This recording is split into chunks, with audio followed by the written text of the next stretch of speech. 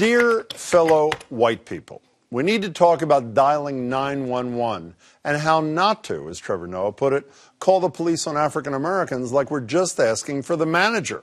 Like last week in an Alabama Hobby Lobby, when a white manager told a black customer she was calling corporate to check on his return, but she was really calling police.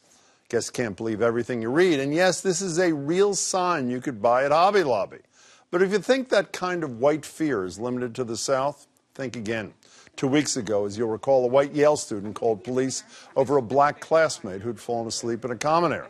Then, of course, there was the infamous Starbucks arrest of 2 black men waiting for a meeting last month. And 2 weeks later, a golf club in Alabama called police on 5 black women for, as they put it, golfing too slowly. Remove yourself from our premises Please. in the next 5 minutes, please. Because the authorities have been called. Golfing while black is more like it. There are even memes about this Oakland, California woman who called police on a black family barbecuing in the park, portraying her calling the cops on Martin Luther King Jr., Rosa Parks, the Black Panther, and the Weekend Update hosts on Saturday Night Live. And while I love a good meme, these calls can also have serious consequences. As Stacey Patton and Anthony Paul Farley write in the Washington Post, the worst-case scenario is the police will show up with guns blazing. Even in the best-case scenarios, black folks will probably have to deal with the trauma of having been placed in mortal fear, especially after the many other police interactions gone wrong, like the deadly shootings of Stephon Clark, Michael Brown, Walter Scott, Philando Castile, and far too many others. So far, the only consequence for the white 911 callers has been some social media shame. But Patton and Farley think that's not enough.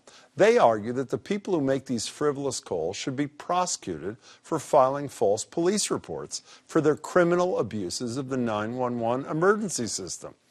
I agree. And on the radio last week, Boston Police Commissioner Bill Evans told me that in certain cases, he does too.